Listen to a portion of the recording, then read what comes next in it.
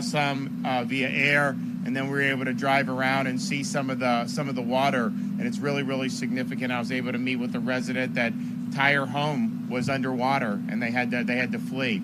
So we're sensitive about not just the areas that are on the news all the time, but all the other areas throughout Florida. So this whole thing right here, this emergency vehicle, we dispatched to Hardee County before the hurricane even hit, because they were having problems with their EOC, and so we wanted to make sure that they had the ability to conduct emergency operations should that need arise. You know, it's interesting, like Sunday, I don't think Hardee was even in the cone, and then it kind of shifted and people were trying to figure out. But bottom line is, you had this here, you had a lot of great people that were on the scene helping, and they've done a lot of water rescues here in Hardee, big time. And that's been very helpful for a lot of the residents to be brought to safety.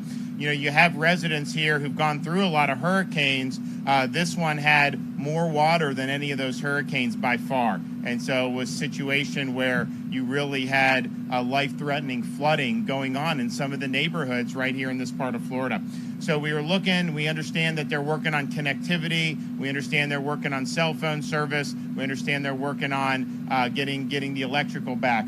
We wanted to be helpful as best we could. So we're working with Elon Musk, and he's got the Starlink satellite, so he's been repositioning those to be over this part of Florida, and we're able to give these, I guess it comes from there to here, then you can get the internet off this with your device. So these are really important things. So we've been able to bring these for use here in Hardee County by the emergency personnel, and then however else they want to use it. We're also getting another 100, probably about 120 over the next 24 hours, and we will provide some here, but you can put those in different parts of the community, and people could then connect if they're in close enough proximity to one of these devices. And so it's coming from the space to here, and then onto your device. But you can't get the connectivity straight from your device from the satellite unless you have these things. So these things are very, very important, and we're happy to be able to bring that here. And then hopefully that will assist with some of the connectivity issues. I know people are working really hard to get all the services back online, but in the intervening period, we want to make sure that you have the support here. So I want to thank everybody who's been involved in this effort. You know, we've got people down here in Hardee County from all over the state helping out. Of course, we've had Florida Highway Patrol, FDLE from the state, but you have your sheriff, you got your local police, first responders, been very important, and then the support that they've gotten from people. There's people from Oregon here in Hardee County helping out on this effort. And so it's really, as much as you hate having to see this and go through it, people do come together and they step up, and they've been doing that here in a big, big way. So we're proud of the resilience that we've seen here in Hardee County, and I know we've seen it in some of the neighboring counties as well. I have your EM director who's here. She's going to say a few things, and then we'll have our Commissioner of Education, Manny Diaz, say a few things. Hello, thank you so much for coming. I can't express how much honor it is for me to step up and be a voice for Hardee County residents. Hurricane Ian definitely impacted our county. It was devastating impacts. We typically don't reach any type of serious flood stage like we did with them, but we hit right over 27 feet. So that caused massive flooding for people who typically wouldn't be affected by that type of rain. They definitely were, and we had to then reach into our FDEM contacts and support the state always gives us. We were able to obtain USAR teams that would come in fully equipped with their own equipment, their own staff. We completed over 90 water rescues.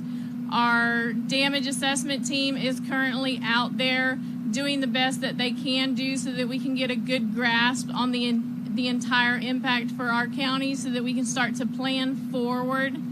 Our utilities, we're hoping maybe by late next week we could definitely get up a good portion of our utilities. We will be opening some pods. They're points of distribution.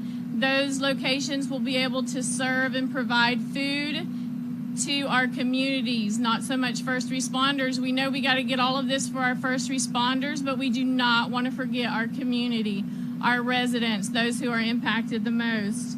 We have a team of PIOs that are diligently working together collectively as a county government, our municipalities and first responder agencies. We will all be pushing out one press release. That way we have a streamlined process for information to get to our residents. Whoever needs help, we're definitely here.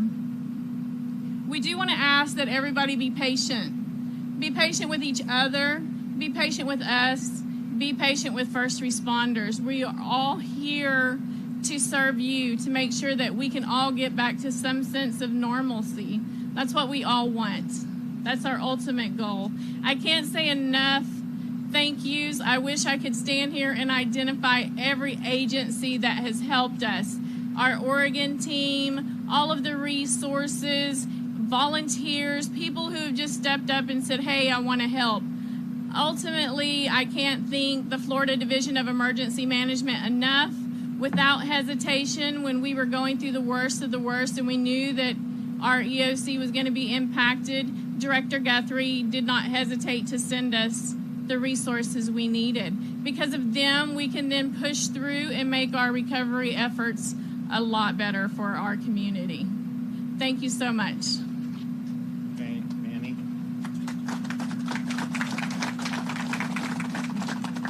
Thank you so much. And I was able to visit schools in Collier and Lee yesterday and had the opportunity to be with the superintendent here in Hardee and visit the shelter and see a couple of the schools.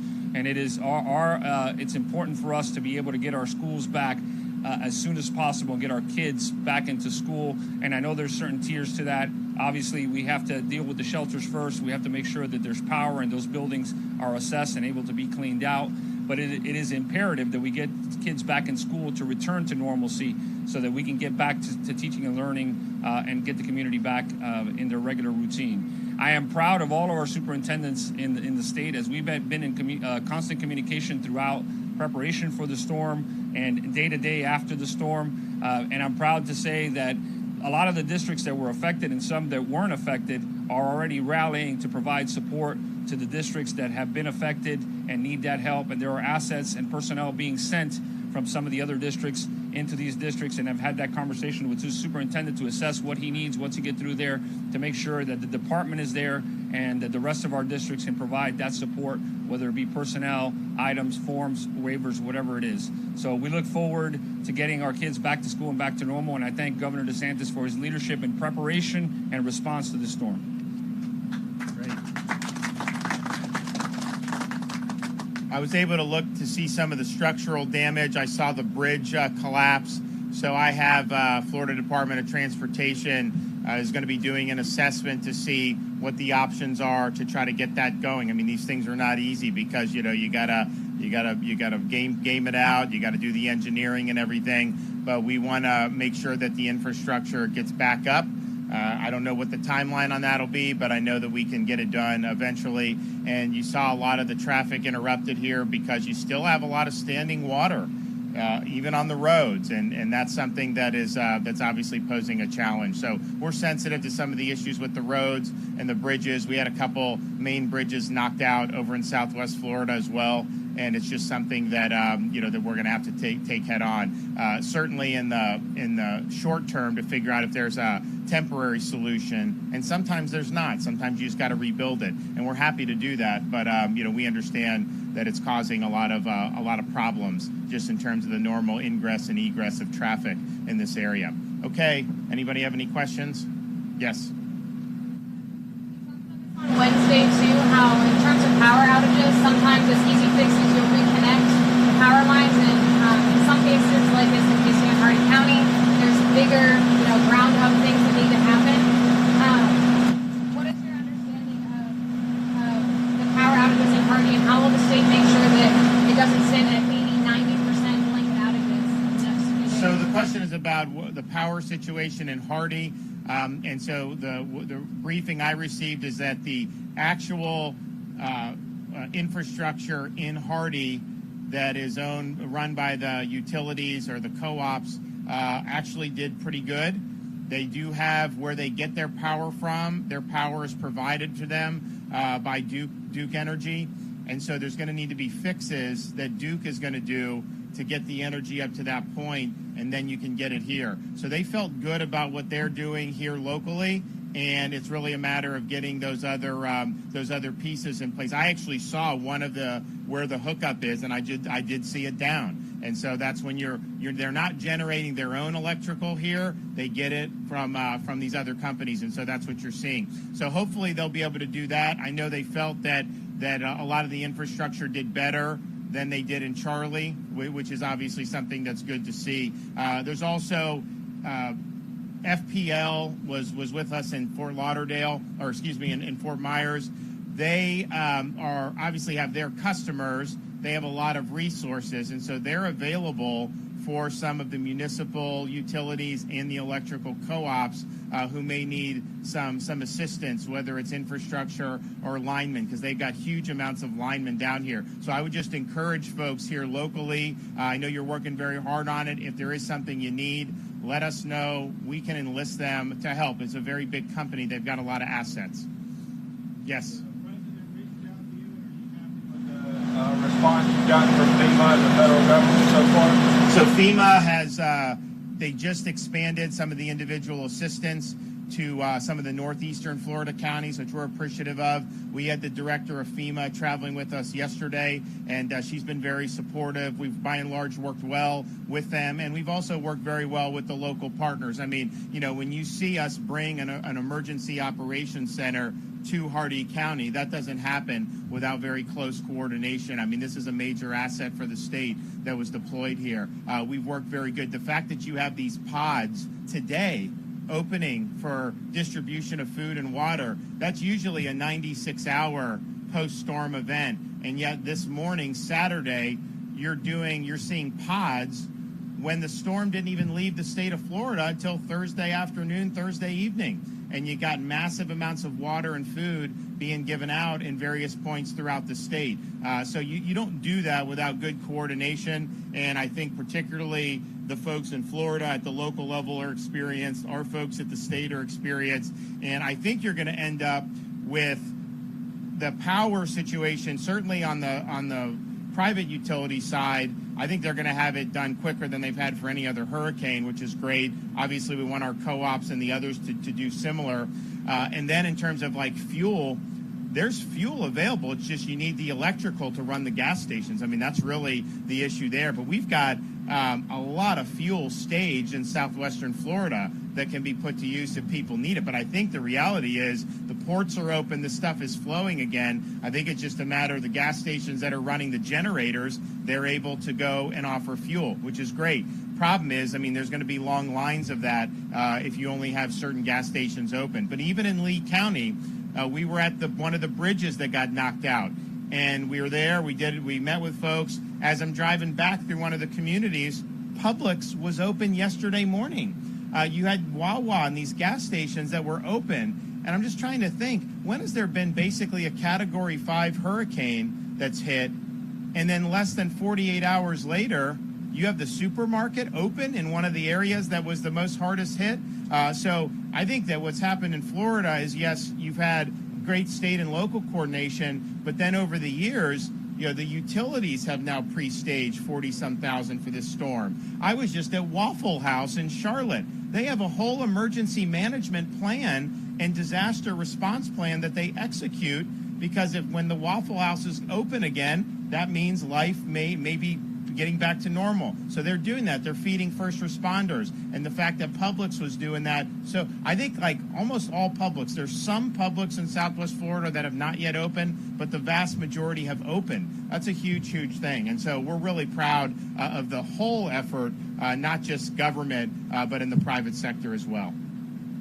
Yes. Governor DeSantis, I'm Diane Smith, the supervisor of elections. Of course, we being down during an election season, we don't have a generator in our building. Deadlines still have to be met. They're continuing with or without us. Is there any way that we can expedite getting a generator for our building? Have you requested one yet? I have spoken, but I have not gotten an answer.